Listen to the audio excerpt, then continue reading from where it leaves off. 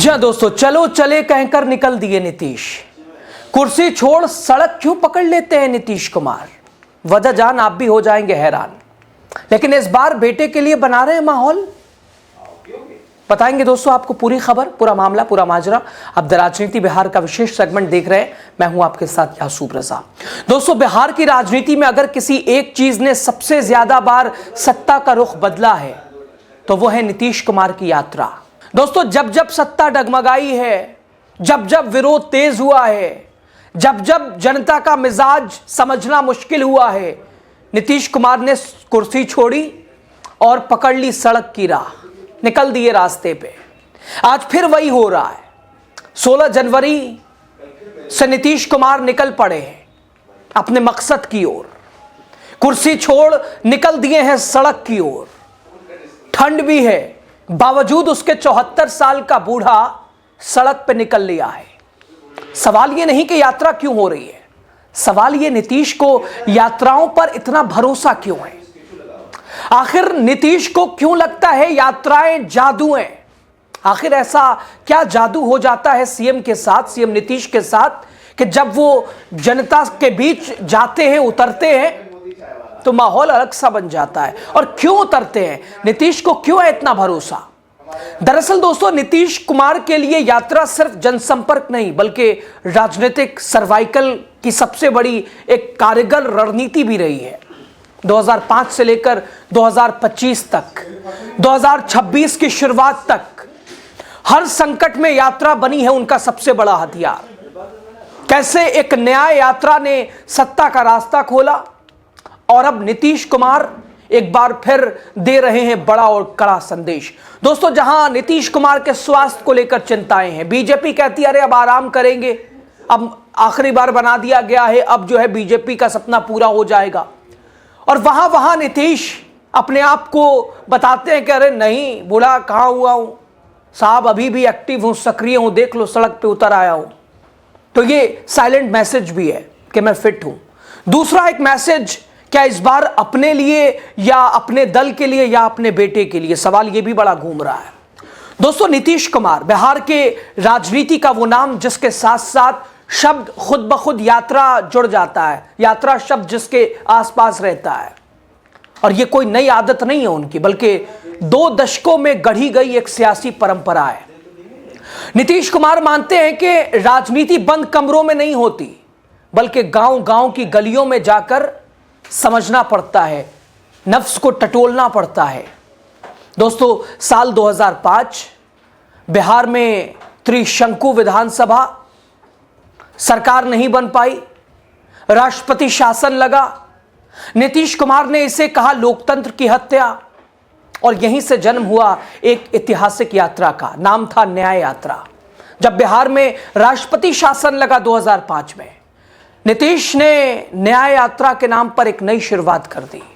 नीतीश सड़क पे उतर आए, गांव गांव गए, लोगों से सीधे बातचीत की, बिजली, सड़क, अपराध, बेरोजगारी, हर मुद्दों को जनता के सामने रखा, समझा। और हुआ वही, बिहार की राजनीति में एकदम टर्निंग पॉइंट जो नीतीश की यात्रा, नीतीश का यह कदम बन गया। 2005 के विधानसभा चुनाव में एनडीए को मिली प्रचंड बहुमत, नीतीश बने मुख्यमंत्री। और तभी उनके मन में एक बात समा गई कि यात्रा ही जीत की चाबी है। 2005 में न्याय यात्रा ने ही नीतीश को कुर्सी दिलाई।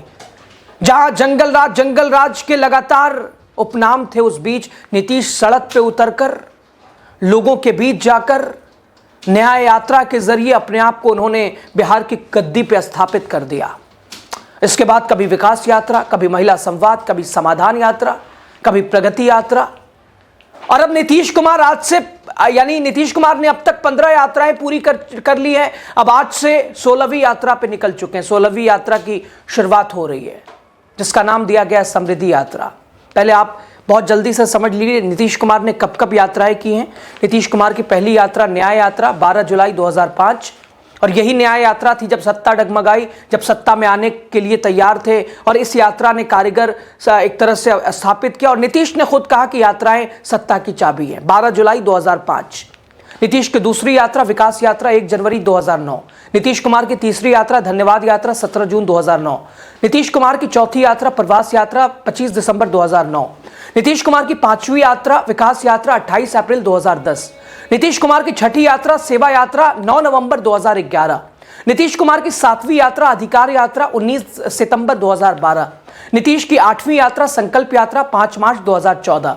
नीतीश की नवीं यात्रा संपर्क यात्रा 13 नवंबर 2014। नीतीश की 10वीं यात्रा निश्चय यात्रा 9 नवंबर 2016। नीतीश कुमार की 11वीं यात्रा विकास कार्यों की समीक्षा यात्रा 12 दिसंबर 2017।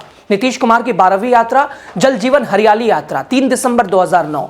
नीतीश कुमार की 13वीं यात्रा समाज सुधार यात्रा 22 दिसंबर 2021। नीतीश कुमार की 14वीं यात्रा समाधान यात्रा 4 जनवरी 2023। नीतीश कुमार की 15वीं यात्रा प्रगति यात्रा जो भी हाल ही में 23 दिसंबर 2024 में संपन्न हुई है। और अब नीतीश कुमार 16 जनवरी 2026 नीतीश कुमार की 16वीं यात्रा, उम्र 74 की लेकिन जोश बिल्कुल युवा वाला। पश्चिमी चंपारण के बेतिया से यात्रा की शुरुआत हो रही है। आज से यात्रा पे निकल चुके ये कहते हुए जेडीयू ने एक पोस्ट डाला, चलो चले समृद्धि के साथ बिहार के विकास को बदले। यहीं से नीतीश कुमार ने यानी बेतिया से समृद्धि यात्रा का आगाज किया। जहां दूसरी एक तरफ दोस्तों नीतीश के स्वास्थ्य को लेकर चिंताएं हैं, लोग कह रहे हैं अब आराम करेंगे। बीजेपी चाहती है अपने आप को सत्ता में मुख्य चेहरा बनाना, बीजेपी का सपना पूरा करना, लेकिन नीतीश बार बार रुकावट बन रहे हैं। और जब जब नीतीश की सेहत पर सवाल हुआ नीतीश ने संदेश दे दिया। और एक बार फिर जब गद्दी को लेकर सवाल है, नीतीश की सेहत को लेकर, नीतीश ने सड़क पर उतरकर बड़ा और कड़ा संदेश बीजेपी को भी दे दिया है। दोस्तों ये यात्रा 26 फरवरी तक चलेगी, बीच बीच में ब्रेक भी है, लेकिन संदेश साफ है, विकास अब समृद्धि में बदलेगा। यात्रा का शेड्यूल पहले से तय है। 16 से 24 जनवरी लगातार जिलों का दौरा। आज से यात्रा बेतिया से शुरू हो गई है। 18 जनवरी रविवार को यात्रा नहीं है, ब्रेक दिया गया है। 24 जनवरी कर्पूरी ठाकुर जयंती, 25 और 26 जनवरी पटना में गणतंत्र दिवस कार्यक्रम, जिसमें यह यात्रा फिर ब्रेक लगेगा। हालांकि सिवान और सारण के दौरे में थोड़ा बदलाव जरूर आया है, इसमें शेड्यूल थोड़ा बदला है। दोस्तों ये यात्रा केवल भाषणों तक भी नहीं है, पोस्टरों तक भी नहीं है, सोशल मीडिया तक ही नहीं है, बल्कि नीतीश कुमार सीधे समीक्षा कर रहे हैं। निःशुल्क दवाओं की, बिजली और ऊर्जा ढांचे की, ग्राम संपर्क योजना, ग्रामीण सतु निर्माण, जीविका समूह, पंचायत सरकार भवन, भूमि विवाद, ration card, student credit card, कौशल युवा कार्यक्रम, कानून व्यवस्था। नीतीश का मानना है कि फाइलों से नहीं लोगों से सच पता चलता है, लोगों के बीच जाने से हकीकत दिखती है, राजनीति कमरों से नहीं सड़क से होती है। यात्राओं के जरिए वो सिर्फ योजनाओं का जायजा नहीं लेते बल्कि जनता के मूड को पढ़ते हैं। और शायद इसीलिए आज भी बिहार की कुर्सी पे काबिज है, 20 साल से है, 10 बार शपथ ले ली है, इतिहास रच दिया, सबसे लंबे कार्यकाल, लंबे वक्त तक सीएम रहने के लिए। कहां नाराजगी है, कहां समर्थन कम पड़ रहा है, कहां समर्थन मजबूत है, कहां सरकार की पकड़ है, सब कुछ। दोस्तों दिसंबर 2024 से फरवरी 2025 तक नीतीश कुमार ने किया था प्रगति यात्रा। उद्देश्य था विकास कार्यों की गति जांचना। अब समृद्धि यात्रा में फोकस बदल गया है। अब सवाल सिर्फ सड़क और बिजली का नहीं है, सवाल है रोजगार, आय, आत्मनिर्भर गांव, आर्थिक मजबूती, यानी विकास से समृद्धि तक का यह सफर है। दोस्तों आमतौर पर चुनाव से पहले इस तरह की यात्राएं होती हैं, लेकिन नीतीश कुमार ने यह संदेश दे दिया कि हम उन नेताओं में नहीं हैं जो चुनाव से पहले बरसाती मेढक की तरह आते हैं और चले जाते हैं। मोदी जी आए थे ना, बिहार बिहार बिहार, पूरी भाजपा लग गई थी चुनाव से पहले, लेकिन नीतीश कुमार चुनाव के बाद और पहले ही साल में अपने कार्यकाल के अगले टर्म के लोगों के बीच उतर के बता दिया उन्होंने कि हम 4 साल बाद आराम करने वाले नहीं और चुनाव से ठीक पहले आने वाले नहीं हैं। एक ये भी संदेश। इस यात्रा में 7 निश्चय 2, 7 निश्चय 3, इस पर भी विस्तार से चर्चा लगातार, इसको लेकर भी नीतीश बड़े सतर्क है। संकेत साफ है दोस्तों, नीतीश कुमार आगे के लिए अपने आप को मजबूत कर रहे हैं, दल बल सभी को। नीतीश कुमार के लिए यह यात्रा कोई औपचारिकता नहीं है, ये उनकी सियासी प्रयोगशाला, उनकी फीडबैक मशीन, उनका सबसे भरोसेमंद हथियार, जो कि जिसने 2005 में न्याय यात्रा, जिस तरह से नीतीश को जिसने सत्ता दिलाई, अब समृद्धि यात्रा जिसकी आज से शुरुआत हुई है भविष्य की दिशा भी तय करेगी। देखना यह होगा क्या एक बार फिर नीतीश की यात्रा राजनीति का जादू दोहरा पाती है या नहीं, या फिर इस बार माहौल बेटे के लिए नीतीश बनाकर साइड हो जाएंगे, क्योंकि बेटे को लेकर भी लगातार चर्चाएं हैं। ज्यादातर लोग यही मानते हैं इस बार नीतीश अपने लिए नहीं बल्कि बेटे के लिए माहौल बना रहे हैं, मजबूत संगठन करके बेटे के हवाले करना चाहते हैं। खैर वक्त बताएगा, लेकिन नीतीश की यात्राओं पर, नीतीश की कार्यशैली और कार्यक्षमता पर राय आपकी क्या है बताइएगा। वीडियो आगे पहुंचाइए, शेयर कीजिए, चैनल को लाइक कीजिए, सब्सक्राइब कीजिए। बहुत शुक्रिया आपका।